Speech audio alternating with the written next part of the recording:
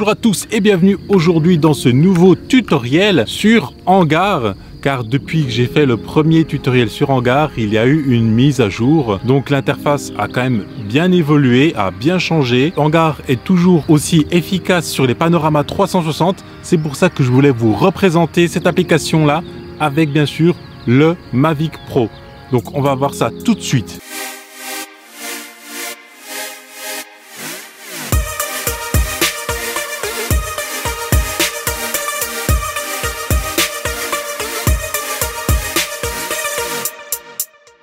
Comme je vous ai dit auparavant, donc l'application a vraiment évolué et ce dans le bon sens. Il y a encore quelques petites choses qu'on ne peut pas faire, mais ça c'est pas vraiment grave puisqu'il le gère assez bien automatiquement. Donc on peut bien voir que c'est le Mavic Pro que j'ai actuellement. Si j'appuie sur ici GPS, on peut voir que le overall status il est prêt, donc le drone est prêt à décoller. Flight mode, on est en GPS.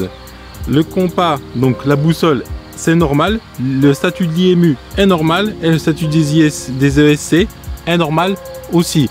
Donc tout est ok pour décoller tranquillement et faire son panorama sur 360 degrés. On peut utiliser aussi cette application pour voler tout simplement. Donc on a le choix soit entre appareil photo ou bien sûr entre la caméra. Donc on a les commandes comme dans DJI Go et c'est une application tierce bien sûr. Donc je rappelle bien qu'une application tierce, s'il arrive qu'on perde le drone ou qu'on le crache, malheureusement il n'y a pas de log pour prouver ça et la garantie ne sera pas prise en compte par DJI. Ça je tiens vraiment à le dire. Donc là ce qu'on peut faire pour le 360, on peut soit lui demander de faire un start, donc il va monter à 91 mètres, faire donc 23 photos.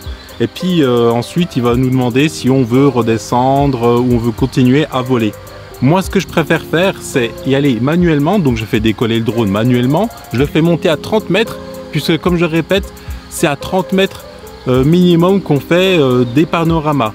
En dessous de 30 mètres, ça ne vaut pas le coup du tout. Alors, ce qu'on va faire maintenant, je vais monter à 30 mètres avec le Mavic Pro et déclencher le panorama 360 degrés. Là, j'en profite pour faire un petit réglage au niveau du shutter parce que c'est la seule chose qu'on peut régler là sur Hangar 360. Donc là, on va démarrer le panorama 360 tout de suite. Je vais dans 360 photos.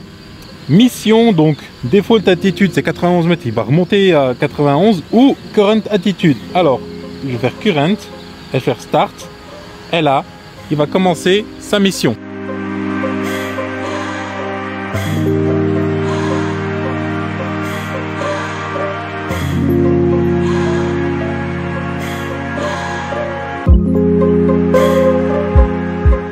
Voilà, il a terminé, j'appuie sur Continue Flying et je vais le poser gentiment moi-même. Parfait. Donc là, il a pris toutes les photos. Maintenant, il me demande si je veux les soumettre. Bien sûr que je veux les soumettre.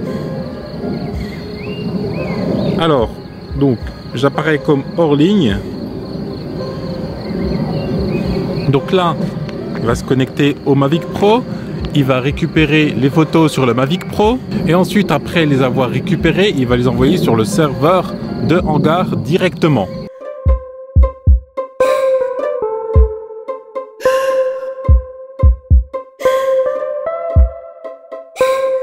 Maintenant, il a récupéré toutes les photos sur le Mavic Pro et maintenant, il les upload directement sur le serveur de Hangar. On se retrouve maintenant sur l'application Hangar, maintenant qu'il a traité le panorama 360.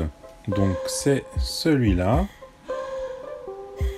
Alors, il le charge à travers le réseau. Donc, on peut voir quand même, c'est vraiment chouette. Fait un beau panorama 360 degrés clairement, pour moi en tout cas, vraiment c'est joli. Il n'y a pas de différence dans le paysage, il n'y a pas de coupure nette par rapport à l'éclairage par exemple. Donc, on voit vraiment pas mal de détails. Voilà, on peut même zoomer dans la photo. Vous voyez, hein, là c'est moi tout simplement. Et on voit vraiment bien tous les champs bien dessinés avec les traces des tracteurs ici. Là-bas au fond, on voit bien le lac Léman. dessous là, c'est la chaîne des Alpes. Alors, le seul truc, c'est que il prend pas le ciel et à la place, ici, il met un fond complètement bleu et quand on le partage en plus, là, il met le logo de Hangar. Voilà. C'est le seul petit truc. Et donc, c'est un panorama que l'on a sur son téléphone, ou on peut le voir sur un site internet, mais on peut pas l'enregistrer en tant que tel sur son téléphone en fait. C'est vraiment dans l'application ou directement sur le lien du site web. Et comme vous pouvez voir en fait, quand je bouge mon téléphone, donc on peut voir que ça bouge en même temps. En fait, ça marche avec le gyroscope interne du téléphone. Le truc qui est dommage par rapport à Litchi, quand on fait des panoramas 360, c'est qu'on n'a pas la fonctionnalité pour la VR. Et c'est ça, je trouve ça juste un peu dommage. Ça aurait été cool de pouvoir le mettre dans un casque de réalité virtuelle et pouvoir se balader dans le panorama 360 comme avec Litchi. Donc voilà clairement ce que ça peut donner, le panorama 360 avec Hangar, quelques mois après l'avoir essayé un premier temps. Donc je trouve que quand même il y a une bonne évolution de l'application.